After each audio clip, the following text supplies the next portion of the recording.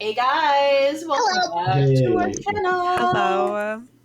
So yeah, we're all here. I'm still debating whether I'm going to be on camera, so you may or may not see me on screen. But we thought it would be a good idea because we've got some talented, amazing, incredible actors in the room who have actually been working in Hollywood. They have done projects, and you'll probably be seeing them, hopefully making it big very, very soon. But yeah, I thought it would be perfect because our channel, we have all these, creative people, and this Justin Baldoni, Blake Lively, if you can see from our title, it's all over the news. Everybody's talked about it. So we are not really covering this the first time, but I think for even our audience, I know most of our audience is from India and Asia, you still might be curious to know our take. I hope, if you're following this. So I thought we'll do something different. We'll have a little bit of the gossip, the tea, maybe some BTS stuff if you guys have heard anything and haven't signed an NDA. Feel free to share, So let's watch this video because I think some of us, I am very clued into this. Like anytime I'm stressed, I'm listening to Blake. You're like, let me divert my stress and worry about someone else's life falling apart. Chelsea Handler in the Critics' Choice Award, she said that, you want to distract yourself. Thank you. It's the biggest thing since Johnny Depp and Amber Heard. Yeah, that was massive. That was crazy. So anyway, we're going to do a little bit of overview, guys. We're going to pause and stop and talk because, copyright. So keep that in mind. But let's get started with this. It says it ends with Blake, very foreboding title. So, and I think, Emily, you were saying her picture doesn't look very flattering, so we can assume. Right, already starting off. Yeah. Her eyes to look more scary. It's like, what was the purpose of that? Yeah. So she's judging someone right now. She's judging. And then Ryan's like, oh boy, here IQ. you go again. I don't know. People say he's the mastermind, so let's see anyway. 1, 2, 3, play.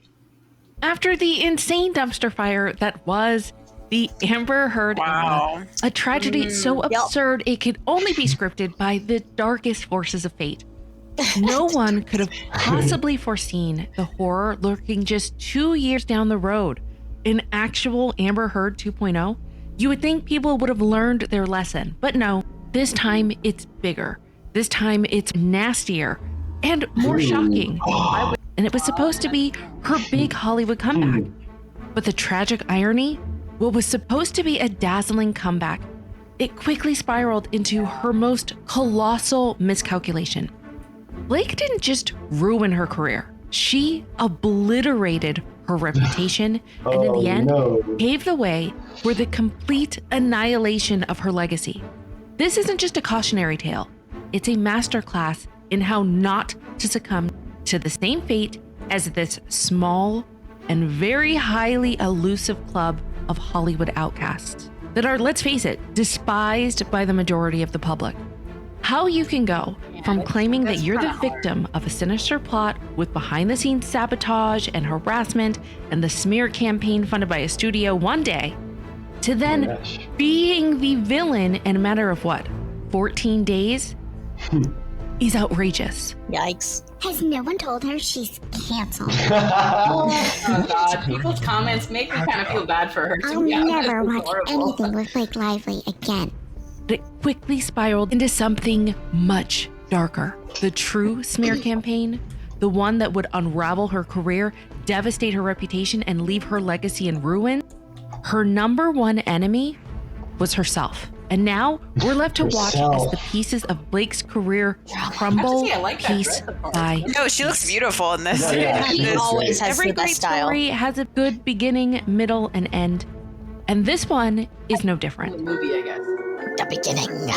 Dang. With spooky music. I know, the music is so Halloween. This saga, believe it or not, starts a whole 5 years ago when Justin Baldoni created his own production studio, Wayfarer Studios, and he decided to pursue creating It Ends With Us. It was a book that was already a cultural phenomenon.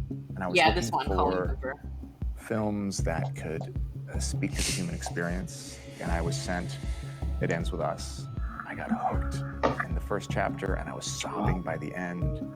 And I just knew that it was a movie that I had to make, and that Wayfair had to make. Interesting that it took a Isn't whole Colleen 5 Hoover years to herself work like on this kind of project, problematic though? and only about 5 months Yeah. for Blake working on the film before Justin admitted to his colleague Jamie Heath that he was terrified of having to deal with her. Very early on in 2019, Justin reached out to the author Colleen Hoover to ask if she would give him the rights to adapt her book into a film. And the two collaborated for a few months until Colleen gave him the green light and her blessing. She said, "You are the right person to make this movie." Justin made it known during this time in 2019, way before all the drama, way before anyone can say that he's just doing it for a publicity stunt. In text messages, he talked about how DV was a serious topic and that he wanted to handle it correctly. And he also decided that he wanted to donate 1% of the proceeds of the movie survivors. So great, he's Just off to one? a good start. Just one. Creating a movie that he believes strongly in, one. and he loves the message behind it. And the author is on board. But now comes the hard work. It's the licensing, the legal documents, securing funding, and the arduous task of development, aka drafting the screenplay. And just when you thought it was over, an even greater task, the pre-production, which includes selecting the crew, choosing the locations of the shoots, building the sets and the props. Yeah, And producers usually start working on the schedule for the entire shoot. You know what else happened around this time?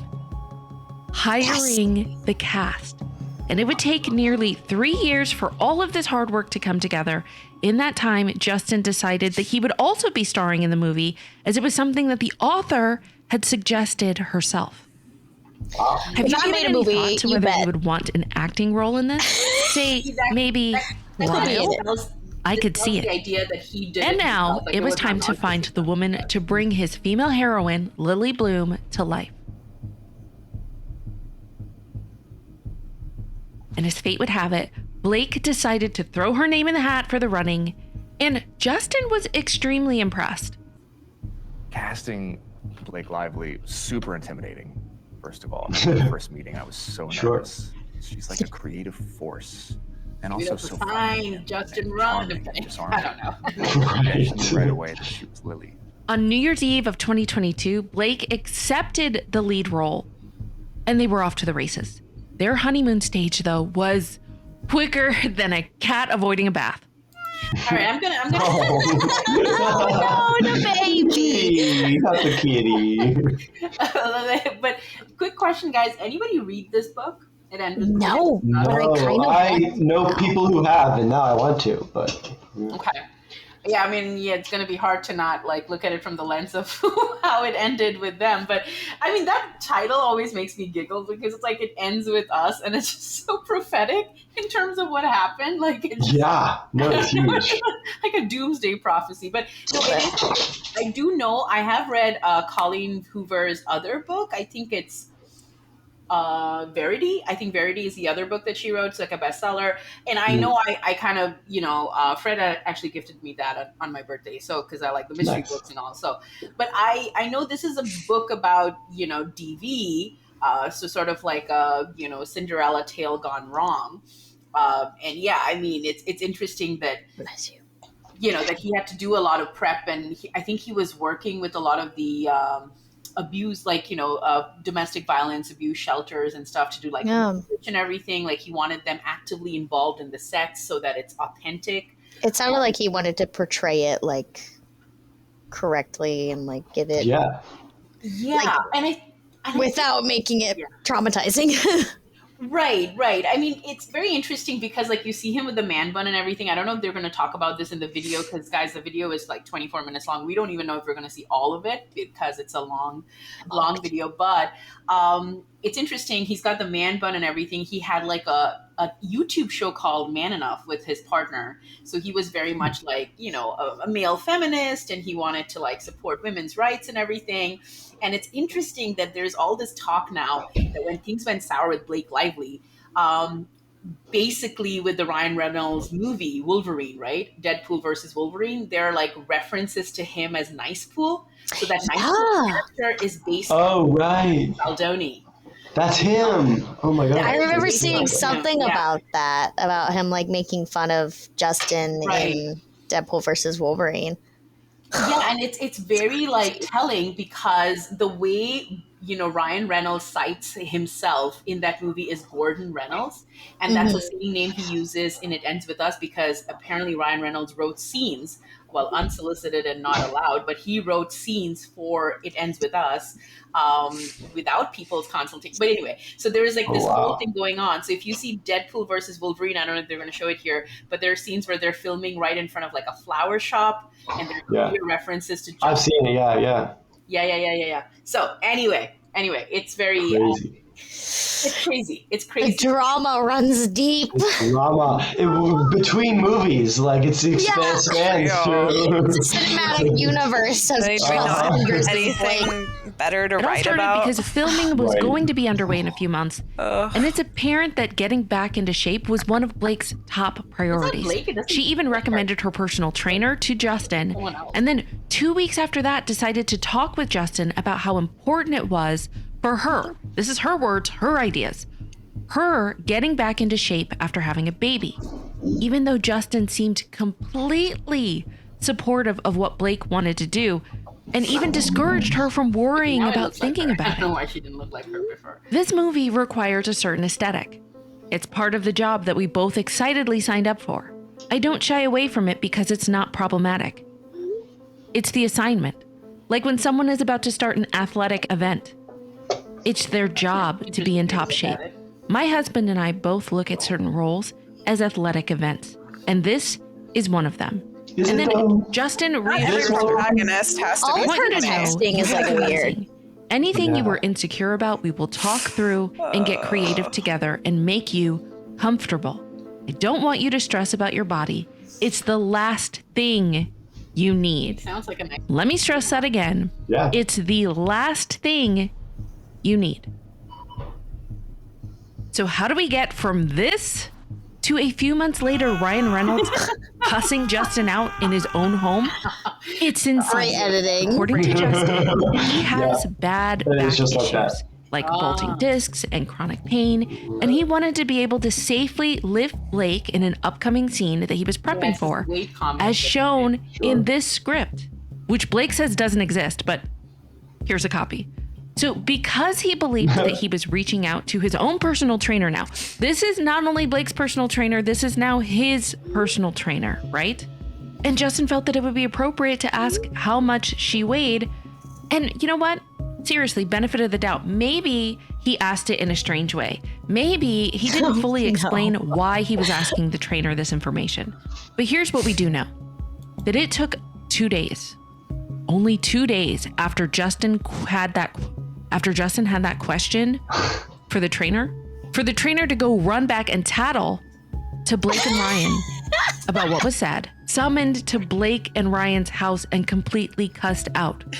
2 days after this inquiry. The editing on this is so insane. I really feel like I'm watching like a soap opera. The tone was so aggressive, according to Justin. It like started he felt so he chill. had no choice but to offer repeated apologies that he felt was completely unwarranted. So, listen, I have a question. Why is this man getting involved? Can you imagine someone summoning your boss over so that your husband or your wife or your partner can berate the hell out of them? I don't think so. It's not how life works. And this is one of the few in a line of many horrible missteps by Blake, because she should have never let her husband be as involved in this project as she did. So if you thought that was bad, then came the war of creative control. And this is where things really take an even nastier turn. Blake had been reading over the script and she was excited about the rooftop scene and wanted to take a crack at rewriting the script to make her character, in her own words, quote, flirty and yummy. Yummy. Here's the thing. It's based off of a book, and it's his production company, and he's the fan of the book. And you wanted to rewrite it? How can you rewrite something you haven't read? At least read it. At least. She hasn't read it. Minimum. She hasn't read it. That's the whole thing. That's what's so insane about this. It's like she hasn't read it, or maybe she has at this point. I mean, who knows? Maybe she got curious, but you're talking about bare minimums of like. It should be Colleen. Yeah. No, right. Luke, sorry. What were you saying? We're all getting. I was gonna say, like, if she's like cares so much about like this is the type of role where you have to be super athletic. The type of role for any that is like impersonating a book is the very beginning. The first thing is just reading the novel. I feel like you're trying to encapsulate anything of what it gives. Yeah, like, I mean, I don't think they've addressed yet that she hasn't read it, but this is sort of in many sources have said that she hasn't read it. And that's one of the reasons why her fashion choices were very tone deaf. And it was like, it really took people who loved the book by shock when they saw it on screen being like, what the hell is this fashion? It doesn't make sense, because the character's fashion was very clearly defined in the book. But I want to ask you guys, because you guys have been on sets, you've worked with bigger actors and people who probably have very close relations with directors. I mean, this is obviously a small set and an independent production, or like a production that's sort of finding its feet. So there is a lot of collaboration happening, especially because she's a big star. Ryan Reynolds behind her. I mean, you can't dismiss these factors. Have you ever heard of something like that where an actor kind of writes scenes, or even just gossip on sets? Like, you don't have to mention any names, but like, is this completely taboo, or is this like, because for me, as a writer, obviously it's insane that somebody would take my script and then decide to like insert lines, like, unless it was somebody higher up, I wouldn't imagine that being okay. Not the extreme of like rewriting it, I don't think. I mean, there's close, but yeah, exactly like Luke was saying, like there's something close to it. There's a sense of collaboration. And if an actor decides to throw in a little improv line or slightly change a line and the director likes it, sometimes that happens. But like completely rewriting something, no. Yeah. You stick to the script. But if something naturally comes out, or maybe you're like, actually, I feel like I would say it this way. Is that okay? You can work with the director, and oftentimes I think they like that. They like when an actor is like, I think that they would say this, or I think that they would maybe, but like completely changing it. Yeah, not saying I'm going to go off and I'm going to do something because I don't like it. It also depends what it is. Yeah, right. I mean, exactly. I was on set a couple of months ago, and the project that I was a part of, it was filmed. So it was filmed in 16 millimeter, which is like, for people that are involved in this industry, it's like when you're doing film like that film is expensive, and it's hard because there's more stopping. You can't watch the footage back with the equipment that we were using. And like, I was filming this scene, and the person I was working with straight up just said like, oh, can we cut a couple of your lines? She's like, I'm just not feeling it. Like, you're not getting through it fast enough. What? And this is maybe 3 sentences or 4 sentences of lines. It's not that long of a line. And each part of the line was pretty clearly written and referenced something from earlier in the film. Yeah. And I just remember in that moment, I felt kind of like offended. I was kind of like, oh, I was like, wait, this was your fellow actor that asked you to do this? Yeah. I'm like, I think oddly enough, you are supposed to feel uncomfortable in this moment because I'm haunting you. That's a good. I think if the director was like, we need to cut a couple of lines, then yes. Yeah, I mean, regardless, the production was great. I loved working with her, but it was just that one instance where it's like those types of things. It's like, some people, like, I also have this. I also have like a director side of my brain and an actor side of my brain, and even like a writing part of my brain. But it's like, sometimes when you're in those instances, it's like you workshop that shit early.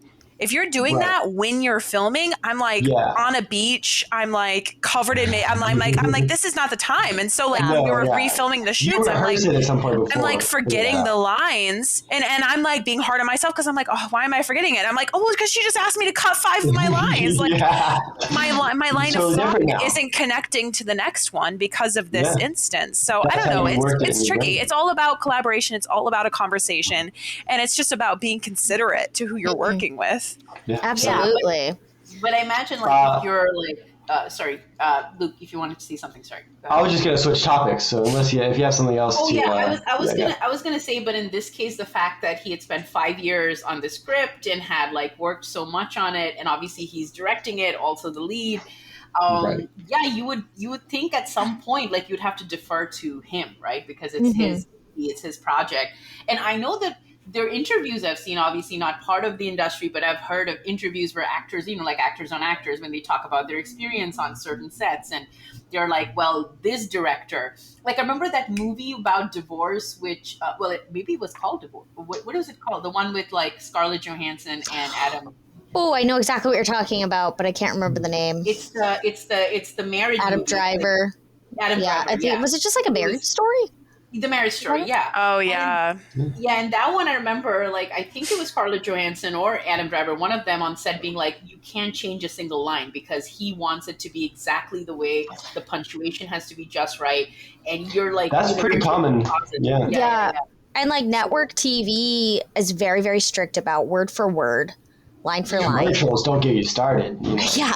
Some of them are more flexible than others. And like Emily said, it needs to be a conversation. You can't like, you can be like, you can give suggestions maybe as to, I think maybe my character would say that, but like you really I don't know. You don't really change the script. And don't say it about someone else's character. That's the other thing. It's like if you're coming up with ideas, it's like, well, that's great. Have that conversation. But your job is to be there with yourself, not to focus on what the other person is doing. So it's like, in this case, for her to be like, I think your character should be doing this. I think this. I think that. It's like, I think she's trying to think with more of like a director, writer side, like sort of things versus focusing on her character, which sounds like her character wasn't fully fleshed as like it should have been. She wasn't focusing on her job. She was trying to do other people's job and without focusing on what she's got. Yeah. So I've got a question for y'all.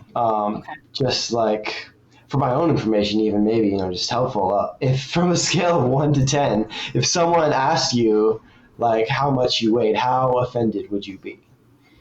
If it's for a show, I'll tell them anything, and I won't think a second thing about it. I think I would need to know why it's relevant. Like it's like if in this situation, this makes sense. This is like someone who has back issues. Like that's important. If you're doing lifts, if that's like a general concern. No, but if my like someone director just needs to know how much that I weigh, then I feel like that is totally within the. Like I feel like maybe they need to put me on a platform. Maybe they need to lift me. Maybe they need to do something. But if it's a thing where it's like, oh, if she's over 150, like she's done. That's a good question for Emily. Well, because like I had to be lifted once for a stage production, and so they asked how much I weighed because they needed to make sure they had the balance right, and it was like, okay, sure. Yeah, like if somebody was asking me as a writer, I'd be like, come on, that's personal. You know, dude, they do full body checks with some companies. They'll be like, okay, so we want you to do a full body slate. We want you to do this, and then we want you to do that, and then you literally the whole time I'm just like, okay, I'm doing a full body slate because you want to make sure I look like what you want me to look like. It's just that sometimes makes me feel weird because I'm like, I feel like you guys are just trying to make sure I look a certain way, and I don't like that. A lot of it is based on there's nuances. Look at your hands, make sure you don't have any scars or anything. Fuck that. But yeah, no, in this case, I think it's like also confidentiality with his trainer, like who's now his trainer. I think it's a fair thing for him to ask. I mean, again, I don't know if she was aware of his disc issues, but nonetheless, it's weird that they didn't investigate what the context was and just kind of got all riled up. Yeah. But anyway, let's see more of what happens because clearly these are some texts that she sent. I'm invested. She's got a lot of interesting texts, guys. So I'm warning you. There's more coming. It's the flirty and yummy for me. Pass at the roof, or just read with you when we get together next week. Let me know what you prefer. If you knew me in person longer, sense of how flirty and yummy the ball busting would play. It's my love language, spicy and playfully bold. But never. This sounds inappropriate to me. I'm sorry. And serving it back to her is just as important. You don't usually see both the man and the woman with such agency and humor. Anyway, I can act it out for you next week to make sure it comes through. Or I can send now. Let me know what you prefer. Sorry, was just crying my eyes out as the kids and family just left for another 5 weeks. And it was it's like such a... Whoa, vibe change. It's so important to the film and can't wait to find and play it. I agree so much. Lily needs to be strong and witty and playful and bold. That's why I wanted you. It's also one reason why I wanted to age her up. If a woman like you could fall into that relationship, then anyone could. And the more we love them, the more devastating act there is. Is it just me, or did anyone else think that these would be the kind of flirty messages that we would have seen from Justin to Blake after she accused him of harassment? I mean, never with teeth, ball busting, flirty and yummy. I didn't see any sexual harassment. Okay. According to Justin's account, Ryan Reynolds even labeled Justin a predator. But that happened way later on when things got even worse. He got but for now, WME the day after Blake talks about her flirty and yummy, ball-busting, never with teeth text, remember, like less than 24 hours, she eagerly awaits Justin's thoughts on her rewrite. Remember, this is not just a coworker that she's interacting with. It's her boss. It's the director.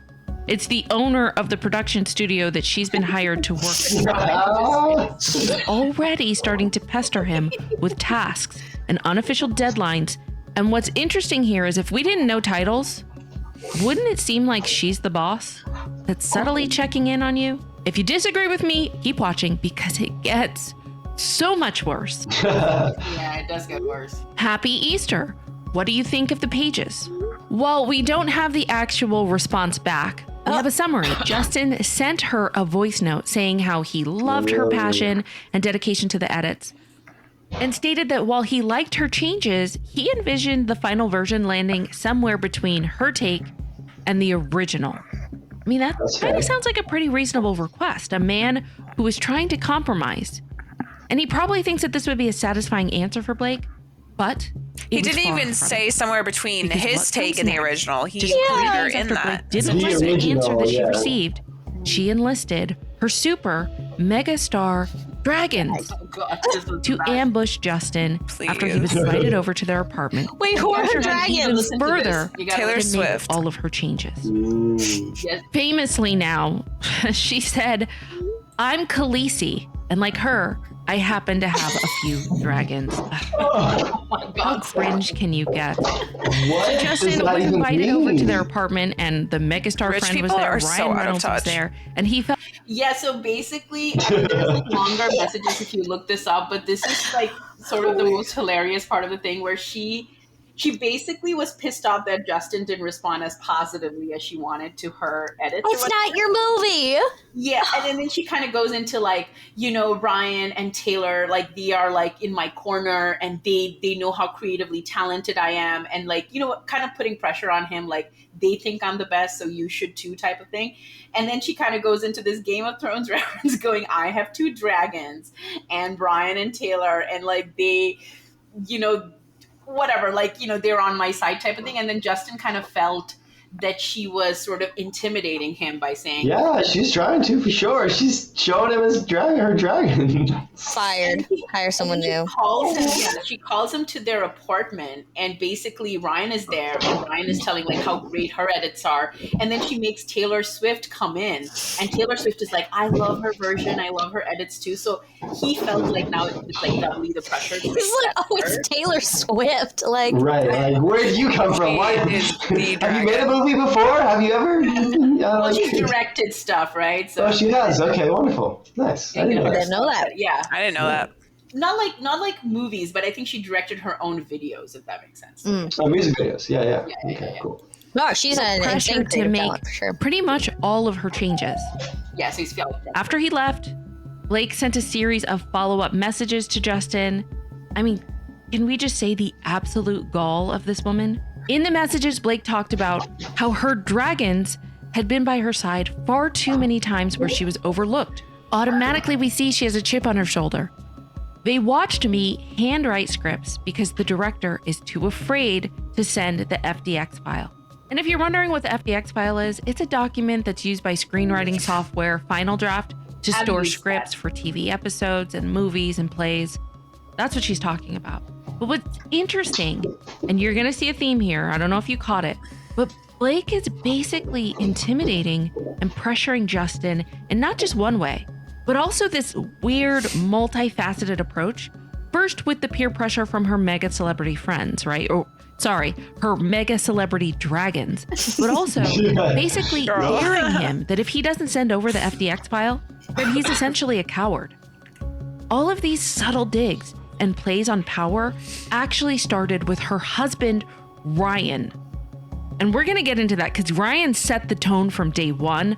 We'll get into that in a separate video, so stay tuned. But for now, what's extremely laughable and extremely infuriating is this next part. They weren't part that her dragons watched her be hired as a writer and paid a significant fee, but only on the condition that she doesn't take credit for it, which she said she doesn't give a about.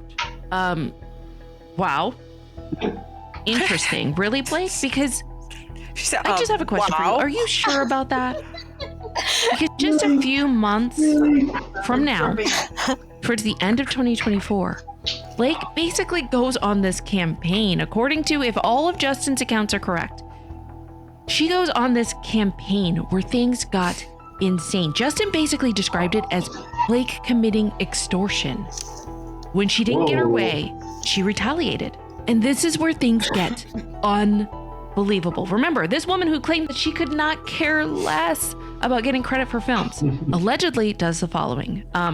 Threatened to abandon her contractual obligation to promote the film if she wasn't awarded producer credit. Threatened to approve marketing materials with her likeness if she wasn't awarded producer credit. Something which, by the way, during initial negotiations before things went sour and Blake had already signed on, Wayfarer had refused to accept this request. What in the actual hell? But wait, there's more.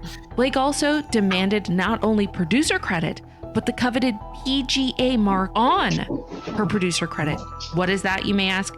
It's a certified designation license by the Producer Guild of America that identifies producers who have performed the majority of the producing work on a film. Another demand alleged by Justin is that when faced with Blake's leverage, he also agreed to remove his name from the before or above title credit in the trailers. And he and his family were relegated to the basement of the premiere because allegedly Ryan Reynolds said no one wanted him there.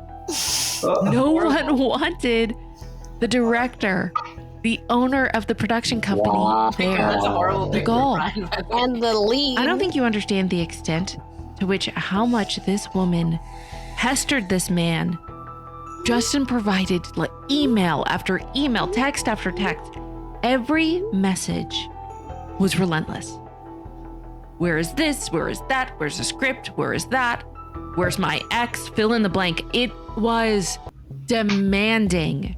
As you're reading all the documents, seriously, you start getting anxiety yourself. My stomach was in knots, and I wasn't even a part of it. This woman was never satisfied. There was even a point where Justin started to become terrified of having to deal with her. It was once again when Blake was taking over the entire movie, a huge theme of this whole thing. This time, it was with wardrobe and its budget. And she had allegedly demanded that her wardrobe be reshopped to match her vision of Lily Bloom. And her choices were a bit, questionable. Because social media started to make fun. I never pictured her this homely. I mean, it just did look weird. And I bet you, had the internet not been laughing, Justin probably wouldn't have pushed back. And listen, I know it sounds crazy, and we may have forgotten in all this madness, but this is his film. And he has a right to change things if he feels that it may jeopardize his company, the money that he invested. I mean, come on. In May 2023, Justin texted his coworker, basically the co-owner of the production studio, and talked about how he was effing terrified of saying the wrong thing to Blake about wanting a wardrobe change. At this point, everyone around Blake was walking on eggshells. And poor man, can I just point out a few things to you that upon looking at them in hindsight, there's so much more meaning behind it, and it's absolutely heartbreaking. Casting Blake Lively, super intimidating. That's crazy. First of all, I remember our first meeting, I was so nervous. She's like a creative force, and also so funny and charming and disarming when you meet her. I just disarming knew right away is crazy. Disarming. And I'm just so grateful that she is that a compliment to be called disarming?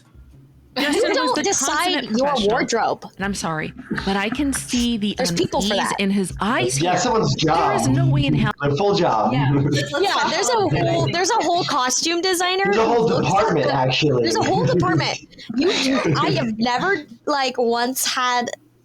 I wear what they tell me to wear. Like that, the audacity. But to me, what I want to ask you guys is that it's very clear, and in fact, I think Justin at some point, the nicest thing he could say is that Blake.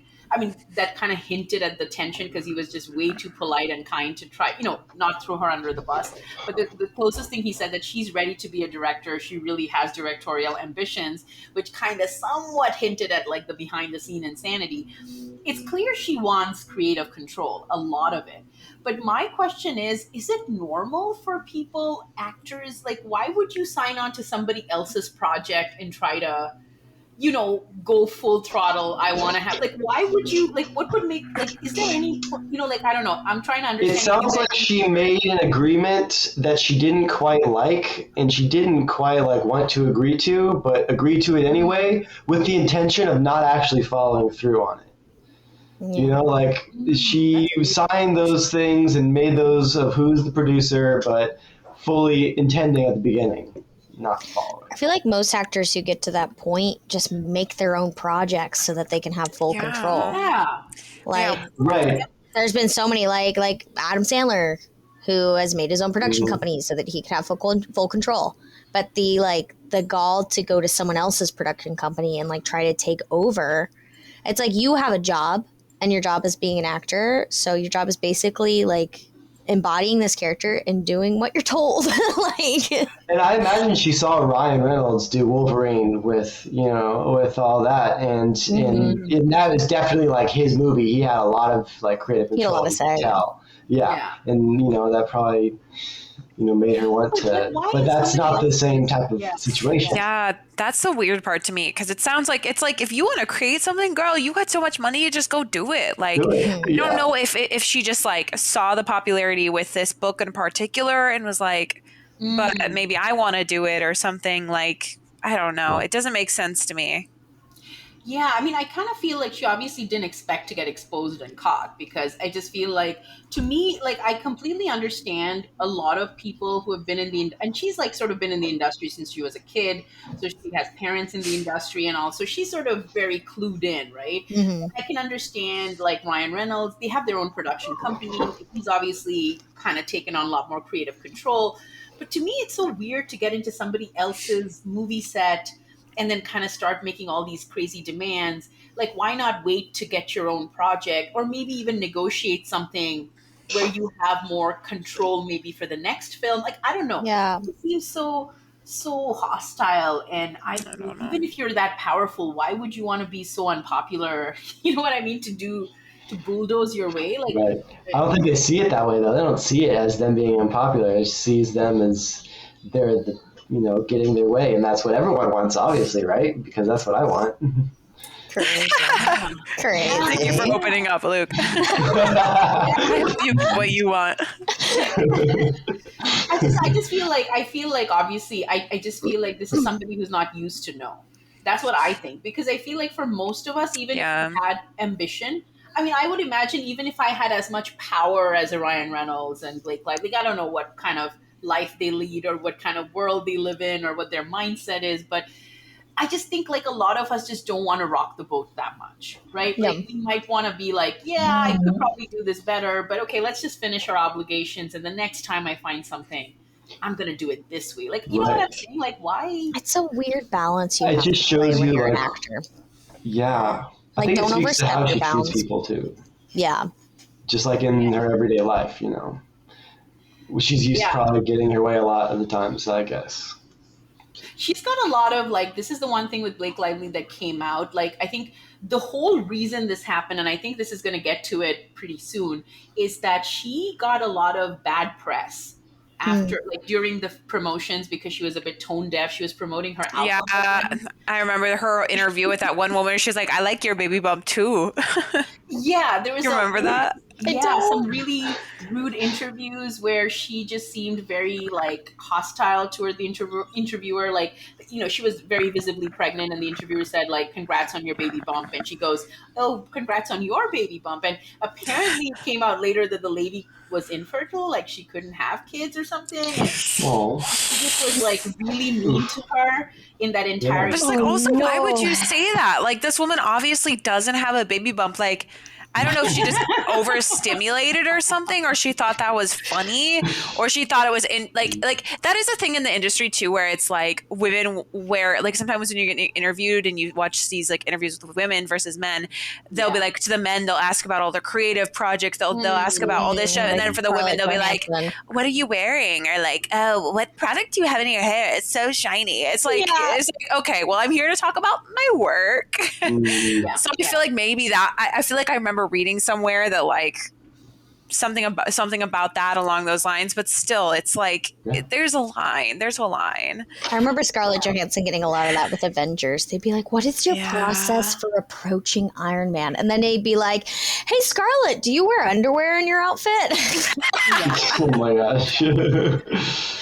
I mean, shut up. I think the interviewer did kind of go into like your clothes or something, but then I feel like even if it was some questioning that you didn't like, it's kind of, you tend to be civil. Like, you don't have to get nasty at her. No. And apparently this lady was really flustered, and then they basically, she and her co-star, I forget who it was.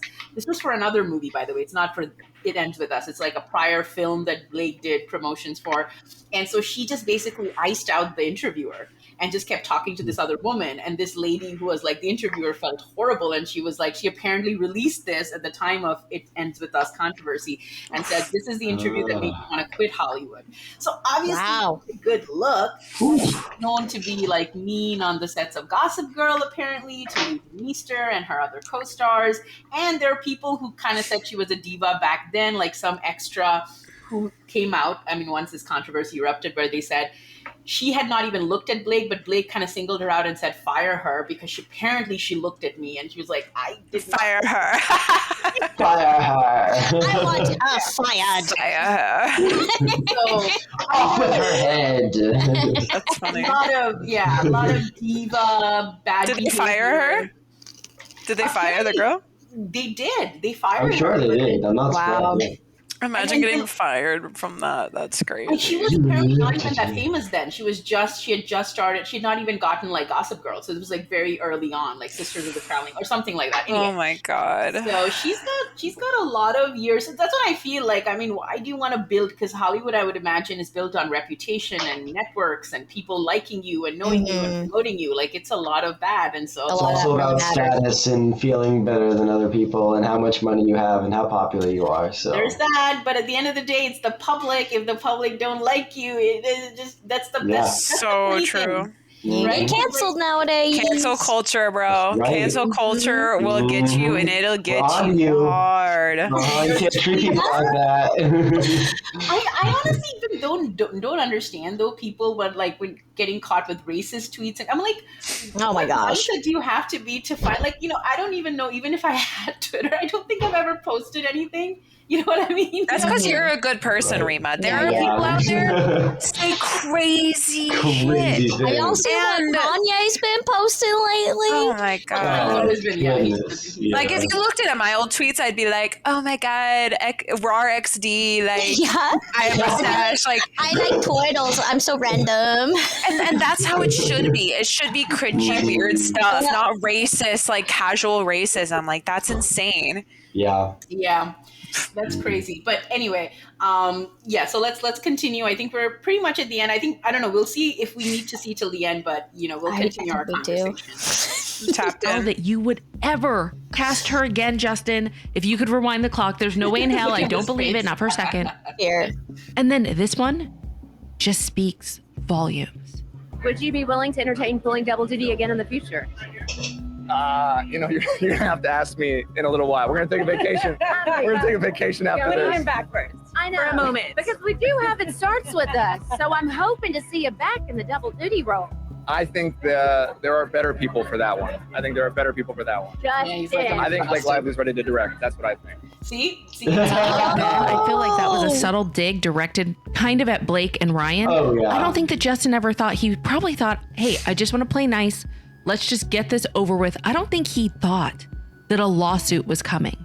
But we need to go to the next topic because since it's pretty much been talked about ad nauseum, it's the whole harassment claim with people barging into Blake's trailer while she was breastfeeding, even though she invited Justin in while she was doing so. But can we briefly talk about the infamous dance scene for a second? So here's what Blake claimed. At one point, he leaned forward. Okay, so just want to say like a little bit of context, Luke. I guess Emily, Jaley, you probably know this already, but this whole drama started because of Blake, which is why they're saying it ends with Blake. Because the movie was over, and the movie was pretty much a hit, and people knew there were issues behind the scenes, but nothing like concrete. Like they were just kind of, hating a bit on Blake because of her tone deaf promotions. She was promoting her hair care products and alcohol, which makes no sense for a domestic violence film. So people were like, what the hell, And she kept going like, bring your florals, get your girls, and they were like, this is a movie about DV. Why is it so like, casual and you guys don't seem serious? But it was nothing that was like insane, right? Like it would have probably gone over in a few months. People have forgotten it. But then on New Year's Eve, if I'm not mistaken, or Christmas, I think, she comes out with a New York Times article claiming that Justin Baldoni has been sexually harassing her. And because she retaliated, he has done a smear campaign against her. And that's why all this bad media that she's getting, it's not because people don't like her. It's because of Justin Baldoni. Oh, he's doing that. It's his fault. So that's her accusation. And that's what set this in motion. And then Justin Baldoni got canceled. He got dropped from WME. He lost his next Pac-Man movie project. So he lost a lot of money, millions, of course, his production studio. And they were all kind of him and his, his publicity company working with him, his producer, his co-producer, etc. So then he kind of comes out with the receipts. So what we're seeing now is a saga of Justin Baldoni going, wait, she's lying about this, she's lying about this, these are all the receipts. Wow. This is what happened. She actually just wanted creative control for the film. All right. Set context, putting it back on, but just kind of I gotta let my dog outside. Hold that dog, Luke. Hold that dog. Yeah. Go ahead. Pet that dog. That's a good boy or girl. Or they, them. She doesn't need to get caught up in this. Right. Lips from her ear and down her neck. It smells so good. None of this was remotely in character. Yeah, so that's when she uses any dialogue of the script. And nothing needed to be said because, again, there was no sound. Mr. Baldoni was caressing Miss Lively with his mouth in a way that had nothing to do with their roles. When Miss Lively later objected to this behavior, Mr. Baldoni's response was, "I'm not even attracted to you." Usually, if you are terrified of someone, they're usually not attracted to that person. So I just want to make that clear. But also, her account is nothing like what actually happened, because what she wasn't betting on was that Justin was going to have all of the receipts, like the full clip with sound, and nothing can really be refuted from that accusation. The cameras were rolling as soon as they yelled cut to the very end.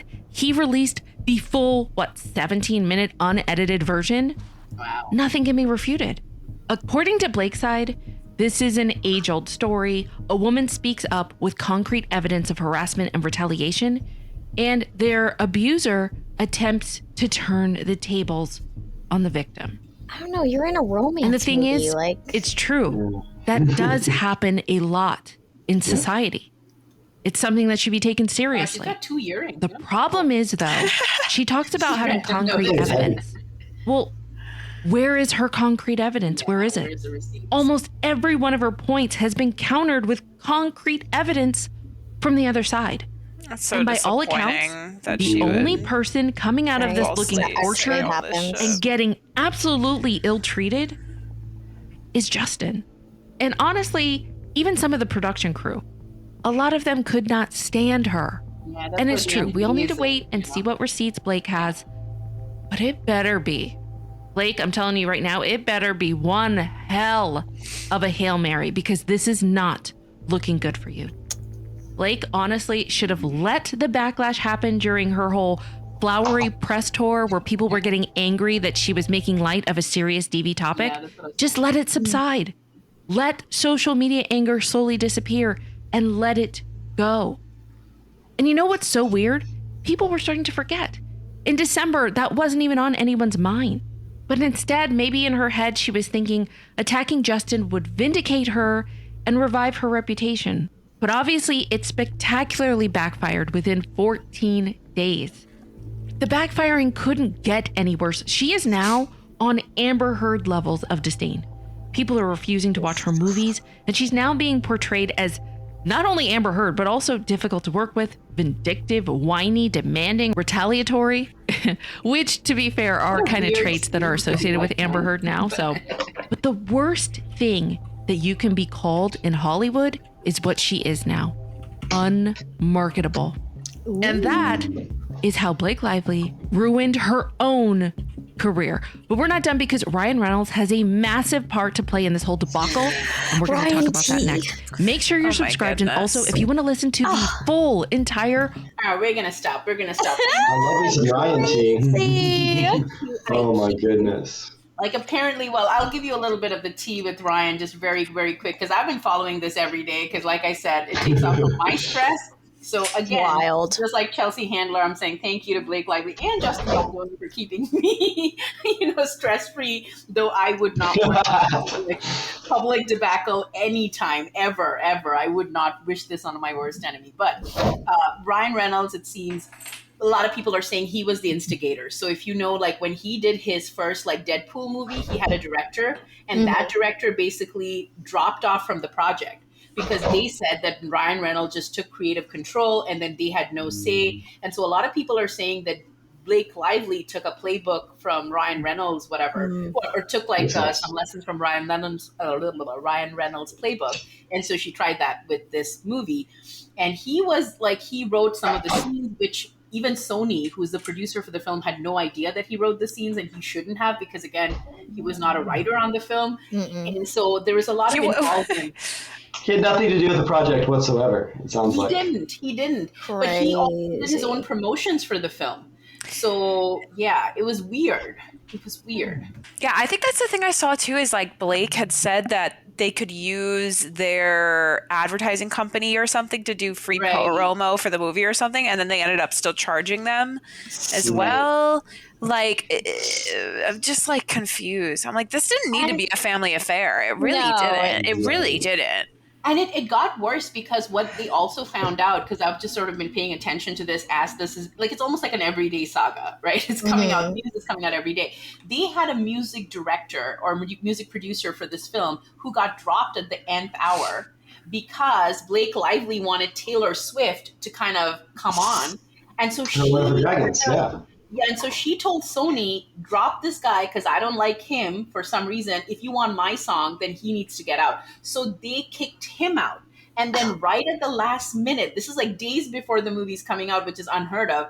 They kind of roped in the music producer from Wolverine and Deadpool, like Deadpool and Wolverine, like that guy. And they told him, hey, can you get us like a soundtrack in a week? And he's like, not in a week, maybe 2 weeks. And so he jumps on board and they just...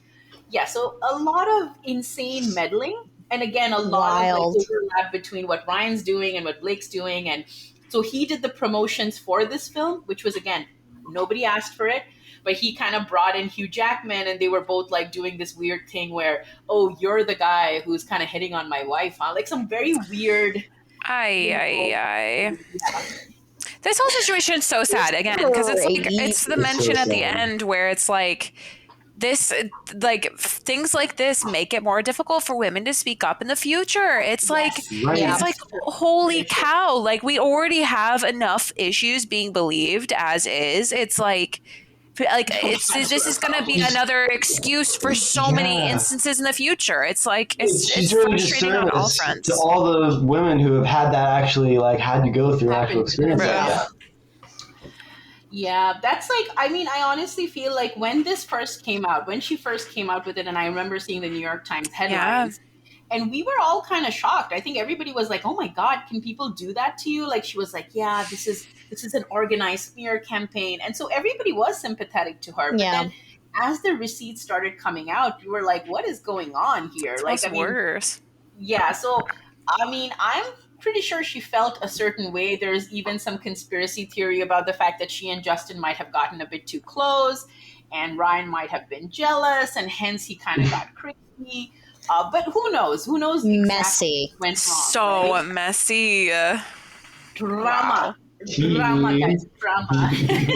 Drama get in. This is like tea with like, I don't know, several layers of caffeine. I'm pretty sure this movie is mediocre. I haven't seen it. Am I gonna see it? No.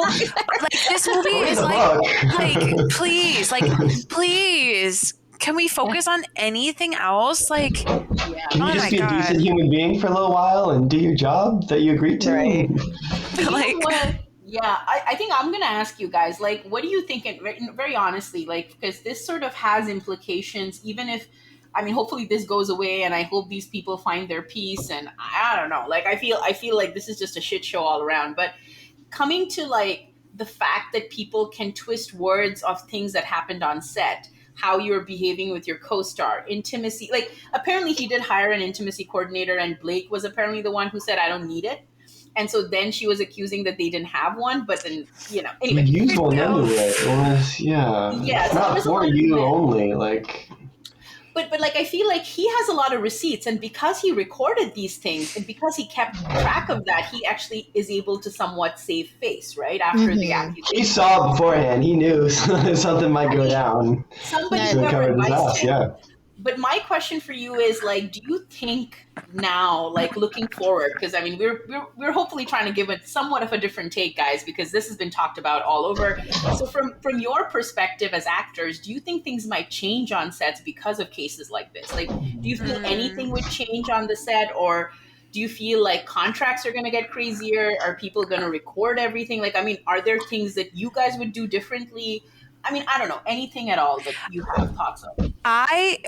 To start us off, I believe 1,000% that in general, that there should be intimacy coordinators on set all the time. Then there's these types of situations. Exactly, they would not happen. These people are meant to be an unbiased body in the space, and guess what? Intimacy in work ends up being so much more interesting and exciting because that's that person's job. Yeah. Just like a person comes in and choreographs fight scenes, this person choreographs intimacy scenes. Everyone is more safe. They literally have like personal sessions with each actor, with the director, so everyone's on the same page. So this type of like nuance is not there, and so it's like to hear you making them required is so frustrating. Like just require it. It's like it should seem like a no-brainer after all the Me Too, Harvey Weinstein. Like it should feel like a no-brainer, and it's infuriating to me that it's not. She didn't want it. She's the one who didn't. Yeah. Yeah, it's like it's and again, it's like from all sides. It's like it doesn't matter if you, of course, whatever your opinion matters, but because there's other people also involved in the intimacy. Like it's not for just her to decide. It is for him to save his own ass. It is for everyone to be protected in this space. It's like it just drives me insane. And it's interesting you say that, Emily, because one of the things they might like if this actually goes to trial and I've been learning a lot about law listening to this case because I'm listening to lawyers give their takes, but they're saying they're obviously going to do a deposition. They might even call Taylor Swift on the stand, which they're going to try and avoid at all costs because she was part of it. Don't do it. They're saying that they're going to try and get this case to go away. Like that's what they would want to do, like pay big money, make it go away. Don't know if that's going to happen.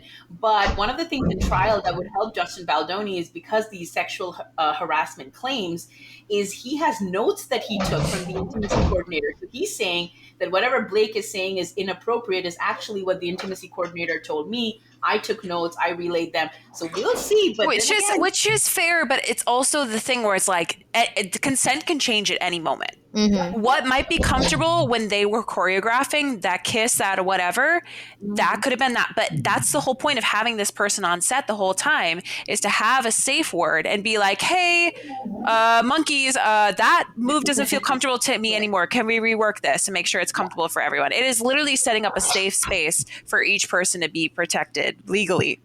Yeah. and emotionally. Yeah, absolutely. I agree, and I feel like consent is so sexy. Like, why don't people exactly understand this? Like, like I read a lot of manhwas, and oftentimes like there's all these like even the scenes there, and you're like, consent is beautiful. Like, I don't know. People need to kind of. I mean, I get this is a movie about domestic violence. I'm sure there might have been scenes that don't portray that. But it's a fictional. But even though that is consensual and choreographed, because you know you're doing it because you're acting it out. Yeah. Yeah. And there's still that safe word. There's still that safe word put in place. You could literally be in a scene where you're getting murdered, but if you're like, "Hey, monkeys, let's pause." Everything's dropped, and then all that like maybe frustration, like, "Oh, we're on a schedule. Why are you stopping?" It can be placed towards the intimacy director and not the poor person who is just feeling uncomfortable in the situation and just wanting to advocate for themselves. Yeah, absolutely. I feel like maybe if we look at it on a negative side, obviously everybody's going to be covering their bases more after this. Like contracts are probably going to get harder. People are going to be recording everything. I don't know. I don't know how it's going to change for you guys. Maybe we'll talk about this at some later point if anybody references this, and maybe if we have more to talk about on this. But maybe it'll become better. Who knows, right? Like sometimes negative things force you to be much more clear. And at the end of the day, what this is proving is, again, communication, clarity, transparency, right? Trust, respect. Like these are things you come down to. Like that's never going to go out of fashion, and that's always going to hold you in good faith. But what a horrible case. I feel like what a roller coaster. Yeah, I honestly am so glad that I am not part. Like I was thinking, one of my dreams was like my book to get optioned, and it got pretty close to getting optioned by Disney, and I was like, yay, that would be great. But if I have to go through a nightmare like this, like Colleen Hoover had to shut off her social media, and maybe she's to be blamed. You got to pick the right director. Yeah. The right director, the right writer, all of that. Yeah, I'm like, I don't need this kind of fame. It's okay. I'm happy being nobody. It's much better being sane and happy than, whatever. So crazy story, guys. Anyway, any final thoughts before we move on from this? Anybody? I guess we'll see what happens next. That's the biggest thing. We got to see what happens next for sure. For sure. All right, guys. I know this was a little different, but hopefully even those of you in India or wherever you're watching us have been following this story. It's insane. It's crazy. If there are stories like this in Bollywood, let us know. I don't know. We'd love to dig in deep. We'd probably have to educate ourselves a bit more because we're not as well informed about the industry. But nonetheless, let us know your thoughts about Justin Baldoni, Blake Lively. I mean, I don't know. I don't want to play teams, but whatever thoughts you have, put it down below. And yeah, we'll see you guys next time. Let us know if you enjoyed this take. Maybe we'll do more such things in the future. And follow us, social media links down below. We shall see you next time. Bye. Bye. Goodbye. Bye. See you later. Peace.